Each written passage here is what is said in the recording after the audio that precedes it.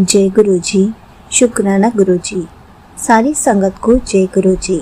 संगत जी, आपको पता है, जब हम गुरु जी के बड़े मंदिर नहीं जा पाते तो गुरु जी हमें खुद बुला लेते हैं, या फिर किसी न किसी तरीके से गुरु जी हमारे पास खुद आ जाते हैं, हमें अपनी प्रेजेंस फील करा जाते हैं। इसी पर एक आंटी जी का सत्संग सुनते हैं, जिसमें उन्होंने इस बात को बहुत अच्छे से एक्सप्लेन किया है। ये सत्संग पूरा ज़रूर सुनिएगा, आपको बहुत अच्छे आंसर्स मिलेंगे। तो चलिए आंटी जी का सत्संग सुनते हैं। जय गुरु जी संगत जी। ये मेरा शुक्राना सत्संग है और बहुत ही स्पेशल सत्संग है, क्योंकि थोड़े दिन पहले गुरु जी ने किस तरह से अपनी महिमा दिखाई। हमेशा की तरह हम बस चौकन्ने रह जाते हैं कि गुरु जी क्या क्या कर जाते हैं और हमें पता भी नहीं चलता। तो ये मैं आपको जो अपना एक इंसिडेंट बता रही हूँ, ये लास्ट मंडे का है।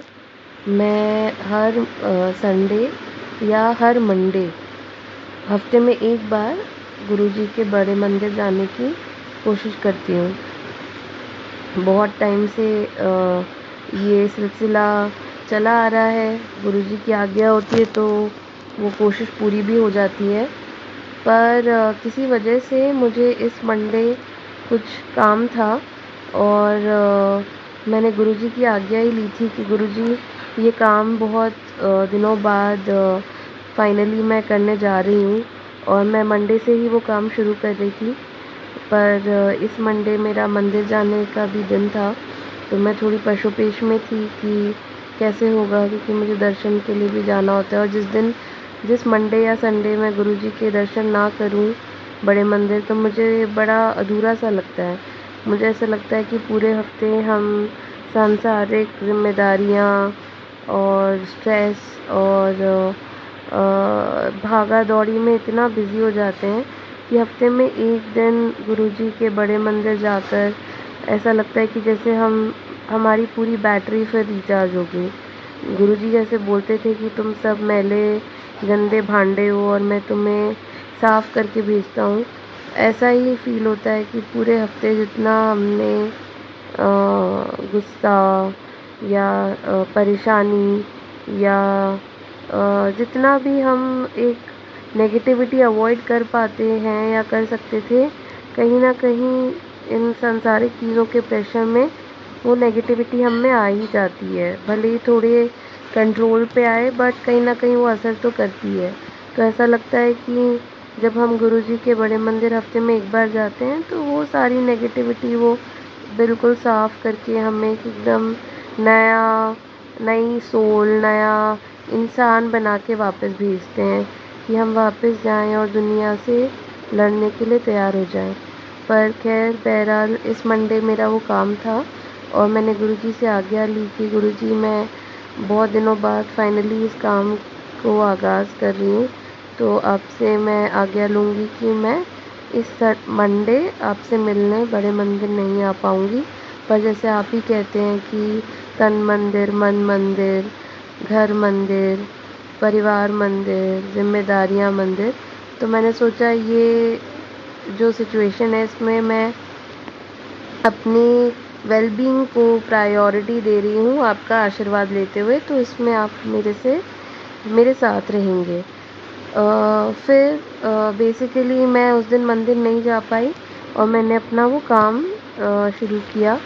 जब मैं घर आ रही थी तो मैं नीचे लिफ्ट के पास खड़ी हुई थी और मैंने अपने घर के नीचे, अब मैं इस बिल्डिंग में जहाँ रहती हूँ मैं पिछले काफ़ी साल से रह रही हूँ, समझ लीजिए 10 साल से ज़्यादा रह रही हूँ। बट कुछ ऐसा हुआ कि हमारे जो ग्राउंड फ्लोर पे एक जिनका घर है, हम आज तक मैंने कभी उनको देखा नहीं, उनसे बात नहीं की, बस दूर दूर से शायद देखा होगा बट उतना भी नहीं होगा। और मैं जब लिफ्ट के पास खड़ी हुई थी तो मैंने 3-4 आंटियों को उस घर से निकलते हुए देखा और वो एक दूसरे को बोल रही थी कि सत्संग बहुत अच्छा था, जय गुरु जी। और मैं एकदम खुश हो गई कि अरे वाह, यहाँ पे गुरु जी का सत्संग हो रहा था और ये भी गुरु जी की संगत है। तो मुझसे रहा नहीं गया और मैंने ज़ोर से उनसे पूछा, अरे आंटी आप भी गुरु जी को मानती हैं?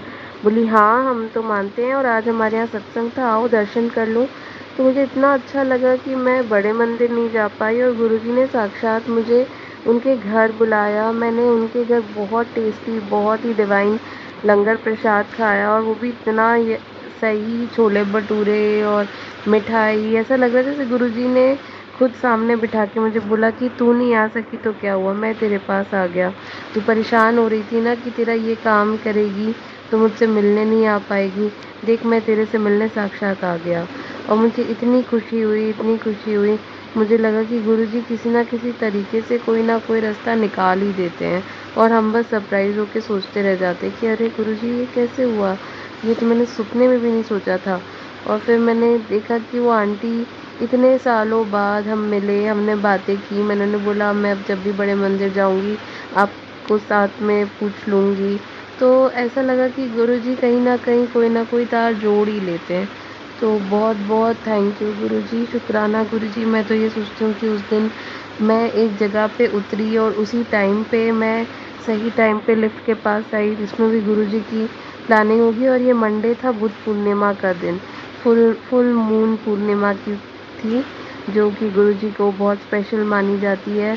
तो अगेन अगर मैं आपसे नहीं मिल पाती तो बड़े मंदिर में नहीं मिल पाती, अफ़सोस हो जाता। पर आपने बुद्ध पूर्णिमा वाले दिन कोई ना कोई ऐसे ही संजोग फेरा कि हम उस दिन आपसे सत्संग में मिल पाए। तो बहुत बहुत थैंक यू गुरुजी। मैं कब से मन में था कि आपको थैंक यू बोलना है, पर वो सही मौका नहीं मिल पा रहा था। अब मैं आपको अपने दिल से थैंक यू बोलती हूँ और इसी के साथ अपनी वाणी को विराम देती हूँ। गुरुजी का मंत्र जाप करते हैं। ओम नमः शिवाय, शिव जी सदा सहाय।